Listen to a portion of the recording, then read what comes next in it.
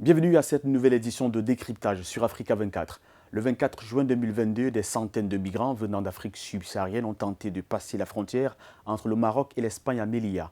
Au moins 23 d'entre eux sont morts dans des heurts avec des forces de l'ordre. L'Union africaine et l'ONU appellent à l'ouverture d'une enquête. Les associations locales accusent des politiques migratoires très négligentes et dangereuses.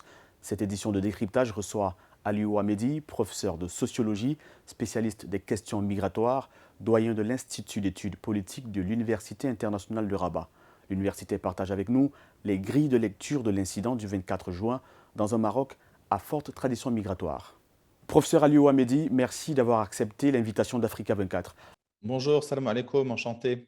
Le décès de 23 migrants lors d'une tentative massive de pénétrer à Melilla par Nador le 24 juin dernier peut-il remettre en question l'hospitalité accordée par le Maroc à différentes nationalités africaines présentes sur son sol? Alors, déjà, je voudrais présenter toutes mes condoléances aux victimes, aux familles des victimes, mais aussi aux membres de forces de l'ordre et à leurs familles qui ont perdu la vie dans ce drame le plus terrible de l'histoire des frontières terrestres du Maroc. Je ne pense pas que ça puisse remettre entièrement en cause la question de l'hospitalité marocaine, mais ça va faire peser, si vous voulez, un poids très dur parce que l'opinion publique aujourd'hui au Maroc est un peu partagée entre ceux qui sont plutôt critiques de l'agissement des autorités marocaines et ceux qui disent que c'est la faute des migrants qui ont attaqué, qui étaient armés, etc.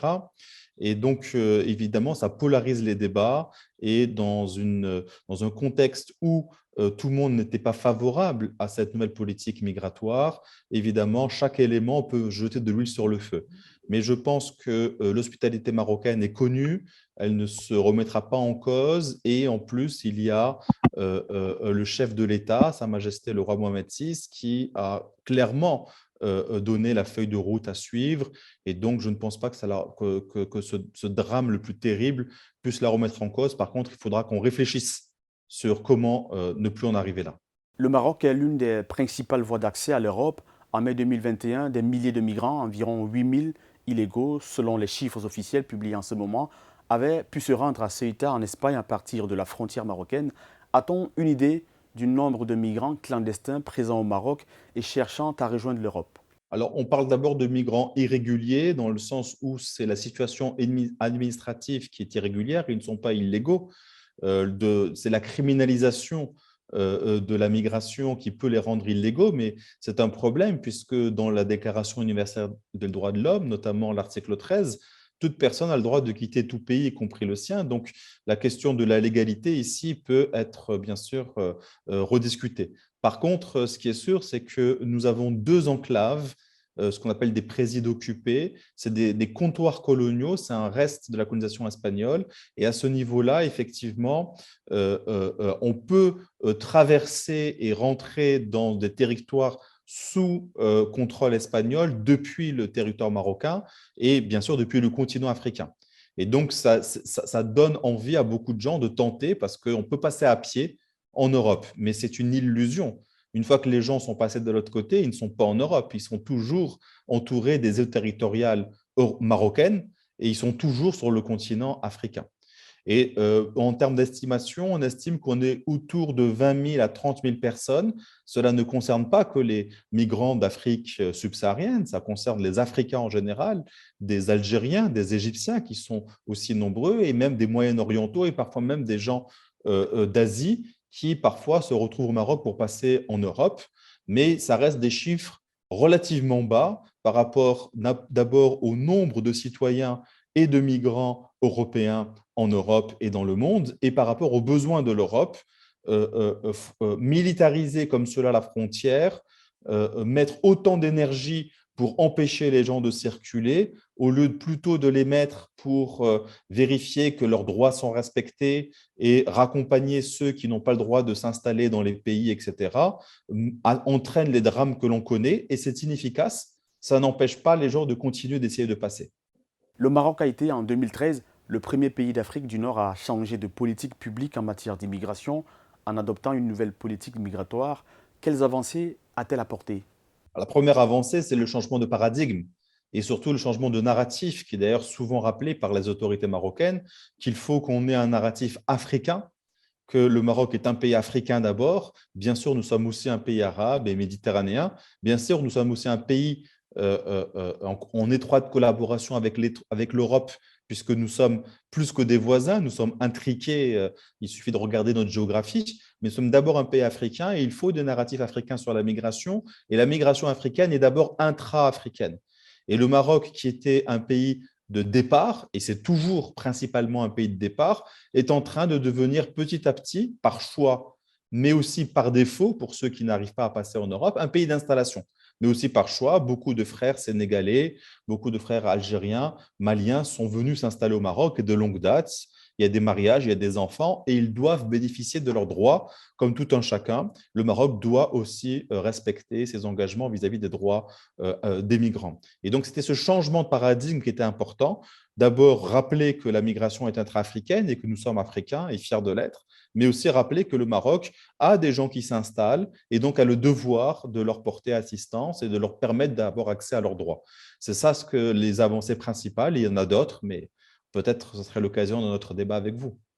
Le roi du Maroc est le leader des questions de migration au sein de l'Union africaine. Le 6 février 2022, son rapport sur la migration a d'ailleurs été présenté à l'UA, rapport dans lequel il est précisé que les migrations jouent un rôle important dans le développement socio-économique et qu'il ne devrait plus être stigmatisé. Pourquoi la volonté politique des pouvoirs publics marocains n'est-elle pas assez reconnue dans le domaine? Ce qui est difficile ici, c'est cette frontière européenne. Bon, bien sûr, il y a d'autres problèmes, il ne faut pas se défausser. Nous avons, nous, Marocains, et l'État marocain aussi, une certaine responsabilité dans ce qui se passe. De devoir se défausser complètement, ce n'est pas une bonne chose. Mais le problème principal, c'est que l'Europe, qui est une destination importante pour les populations de la région issues de la rive sud, de ce que j'appelle l'Afrique méditerranéenne, d'accord, est en train de se barricader de plus en plus et crée des points de passage qu'on appelle des hotspots quasi infranchissables et ça crée en fait des désordres et on le regarde depuis les années 2000, le nombre de morts n'a cessé d'augmenter. Au début, ceux qui mouraient le plus dans ces frontières européennes, c'était les gens d'Afrique méditerranéenne, Marocains en tête, et avec les Algériens aussi, un peu les Tunisiens. Puis, de plus en plus, avec l'externalisation du contrôle des frontières, c'est-à-dire vers le reste du continent africain, on voit des gens jusqu'au Niger qui sont contrôlés indirectement par l'Europe ou au Sénégal aussi par Frontex. Et donc, il y a des passages de plus en plus lointains, de plus en plus dangereux et de plus en plus de morts. Donc, on a un problème déjà, bien sûr, de narratif, mais aussi de frontiérisation européenne et d'une sorte de militarisation de la frontière. Et l'Espagne, d'ailleurs, à la suite du drame, demande d'inscrire ces deux enclaves coloniales dans l'OTAN, ce qui poserait encore un problème de militarisation de la frontière. Et donc, évidemment, le Maroc ici essaye d'apporter un autre regard, une autre façon de faire, mais ce n'est pas facile parce qu'on est, nous, sur cette frontière-là, de fait, beaucoup plus que, par exemple, au Cameroun ou ailleurs sur le continent africain. Et donc, on a besoin d'aide diplomatique pour pouvoir vraiment mettre en place cela et dire que la migration, c'est une chance et de ne pas être assujetti aux caprices et aux soubresauts sécuritaires et parfois xénophobes de l'Union européenne. Nous avons besoin de l'aide de l'ensemble du continent africain, mais c'est vrai que parfois, quand on habite loin de cette frontière, on ne se rend pas compte et on accuse un peu facilement les pays qui, eux, ont une frontière avec l'Europe d'être les gendarmes de l'Europe, comme s'ils en avaient réellement le choix de faire autrement. Après le drame de Nador, le Maroc a dénoncé une volonté de ternir sa réputation internationale. Comprenez-vous cette frustration? Je comprends la frustration, mais je ne la partage pas. Mais moi, j'ai un rôle de sociologue ici. D'accord, je parle en tant qu'analyste. Enfin, en tout cas, j'essaye à mon humble niveau, parce que ça ne sert à rien d'accuser les autres. Et, face à un tel drame, il faut faire l'inventaire de nos échecs. Ici, il s'agit d'un échec collectif. C'est un échec du Maroc, c'est un échec de l'Afrique, de l'Union africaine, c'est un échec même des migrants qui ont voulu attaquer de force. Ce n'était pas la bonne façon de faire non plus. C'est un échec du droit d'asile et donc du HCR et de l'ONU, parce que beaucoup de gens qui sont morts auraient mérité le droit d'asile. Et évidemment, en premier lieu, la première responsabilité, elle est européenne. C'est un échec européen. C'est l'Europe qui nous met dans cette situation et ça dure depuis 20 ans. L'Europe fait un chantage à l'aide au développement, fait un chantage sur les dossiers sensibles du Maroc. Si le Maroc ne participe pas, il y a un chantage à côté. Et donc, cette politique ne peut plus continuer. Mais accuser toujours les autres avant de voir ses propres échecs à soi, ce n'est pas la bonne façon de faire. C'est quand même aussi les forces de l'ordre marocaines qui contrôlent cette frontière, qui ont mis des coups de matraque et qui ont entraîné la panique. Donc, moi, je pointe pas plus les forces de l'ordre marocaines que les autres. Et je pense que l'instrumentalisation ici, elle est simplement le résultat en fait d'un désarroi et d'un échec africain sur la question. Il faut que nous, Africains, soyons plus forts pour parler à l'Europe et cesser d'avoir ces frontières coloniales qui nous écrasent. À part l'actualité régulière autour des migrants clandestins, quels autres types de migrants rencontre-t-on au Maroc?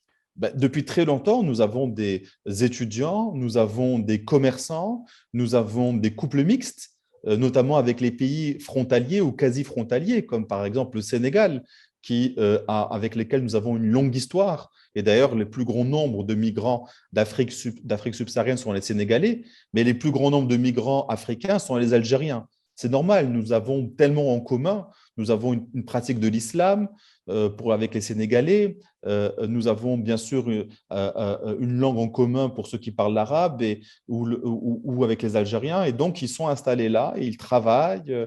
Il y a beaucoup de couples mixtes. Donc, on a beaucoup de femmes marocaines qui ont épousé des Sénégalais, etc. Bien sûr, il y a les étudiants, dont certains restent.